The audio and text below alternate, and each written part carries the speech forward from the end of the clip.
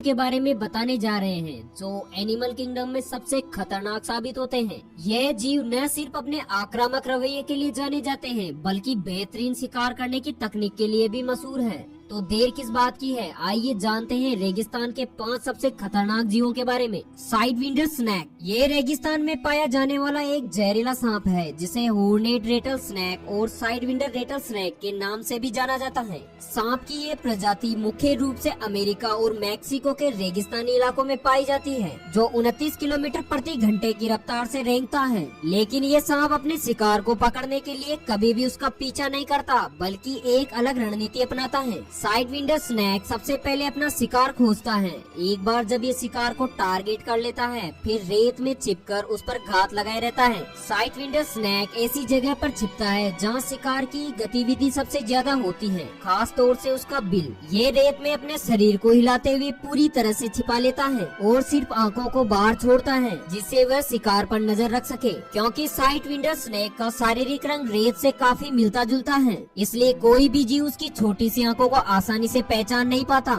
जैसे ही छिपकली, चूहा या कोई भी जीव साइडविंडर स्नेक के पास से होकर गुजरता है, ये सांप तुरंत उस पर हमला कर देता है। अचानक हुए इस हमले से शिकार को बचने या भागने का मौका नहीं मिलता और वह इस सांप का शिकार बन जाता है। एंटलाइन, ये रेत में छिपा एक ऐसा खतरनाक जीव है जो अपने शिकार को फंसाने और डेथ ट्रैप बनाने के लिए जाना जाता है। एंटलाइन नामक ये जीव सिर्फ रेगिस्तानी इलाकों में पाया जाता है। ये जीव रेत में खड्डा खोदकर शिकार के लिए डेथ ट्रैप तैयार करता है जो 45 डिग्री के एंगल में बना होता है। गड्ढे के ठीक नीचे एंटलाइन छिपकर अपने शिकार का इंतजार करता है।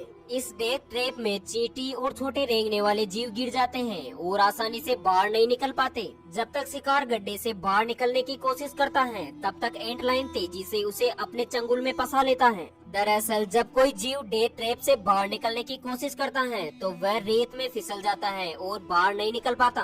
वहीं रेत के अंदर छिपकर बेटा एंटलाइन रेत को इस तरह से उछालता है कि बाहर निकल रहा जीव वापस गड्ढे में गिर जाए। जैसे ही शिकार एंटलाइन के करीब आता है वह उसे डंक मार देता है, जिसकी वजह से शिकार का शरीर प्रतिक्रिया करने लायक नहीं रहता और दम तोड़ देता है। एंटलाइन इतना क्रूर हमलावर होता है कि कभी कभी शिकार को पकड़कर उसे तेजी से जमीन पर पटक देता है ताकि वह जल्दी मर जाए और वह उसे खा सके। आपको बता दें कि रेत में रहने वाले इस खतरनाक जीव की खोज साल 1802 में की गई थी। तब से लेकर अब तक ये अपनी शिकार करने की नीति को लेकर जाना जाता है। गोल्डन मोल, दक्षिणी अफ्रीका के रेगिस्तानी इलाकों में पाए जाने वाले गोल्डन मोल अपने आप में बेहद विचित्र है, जो रेगिस्तान की रेत में तैरने की खासियत रखता है। जी हाँ, आपने बिल्कुल सही सुना। गोल्डन मोल अपना सफर तय करने के लिए रेत से बाहर नहीं निकलता बल्कि उसे अंदर ही अंदर तैरते हुए एक जगह से दूसरी जगह पहुँचता है। इस गोल्डन फर वाले जीव की खोज साल 1825 में की गई थी, जो एक प्रकार से अंधा होता है। दरअसल इसके फर इतने लंबे होते हैं कि इसकी आंखें पूरी तरह से ढक जाती हैं, लेकिन इसके कान इतने तेज होते हैं कि रेत के ऊपर होने वाली हर छोटी से छोटी गतिविधि को तुरंत पहचान लेते हैं। बिना आँखों के भी गोल्डन मोल अपने शिकार की हरकत से उसे खोज लेता है और तुरंत उस पर हमला कर देता है। ये जीव दिन ही नहीं बल्कि रात के समय भी काफी सक्रिय होता है और अपना निशाना कभी भी चूकने नहीं देता। दुनिया भर में गोल्डन मोल की 21 अलग अलग प्रजातियां खोजी जा चुकी है। सियोथायरा मकड़ी कितनी खतरनाक शिकारी होती है इसके बारे में तो आप सभी जानते हैं, लेकिन रेगिस्तान में पाई जाने वाली सियोथायरा अलग तरीके से शिकार करने के लिए जानी जाती है। सियोथायरा को बक स्पूर स्पाइडर्स और स्पूर स्पाइडर्स के नाम से भी जाना जाता है, जो शिकार करने से पहले अपने शरीर को रेत के जाल से पूरी तरह से ढक लेती है। ये मकड़ी उस जगह पर छिपती है जहाँ चींटियों की आवाजाही सबसे ज्यादा होती है, क्योंकि वही इसका भोजन बनती है। स्पूर स्पाइडर्स रेत के कणों के अंदर एक गहरी नली तैयार कर लेती है और उसमें छिप जाती है, जबकि ऊपरी हिस्से में अपना जाल छोड़ देती है ताकि शिकार उसमें फंस जाए। वह रेत के अंदर से तेज तेज सांस लेती है ताकि रेत हिल सके और शिकारी को ऐसा लगे कि वहाँ कोई छोटा जीव मौजूद है जिसे वह खा सकता है। जैसे ही चींटियां भोजन की तलाश में मकड़ी के जाल के पास आती है और उसमें फंस जाती है, इसके बाद स्पूर स्पाइडर्स बिजली की तेजी से अपने शिकार को दबोच लेती हैं और उसे रेत के नीचे खींच लेती हैं। स्पाइडर वास्प, ये तो हम सभी जानते हैं कि हम सभी की फूड चेन एक दूसरे से जुड़ी हुई है।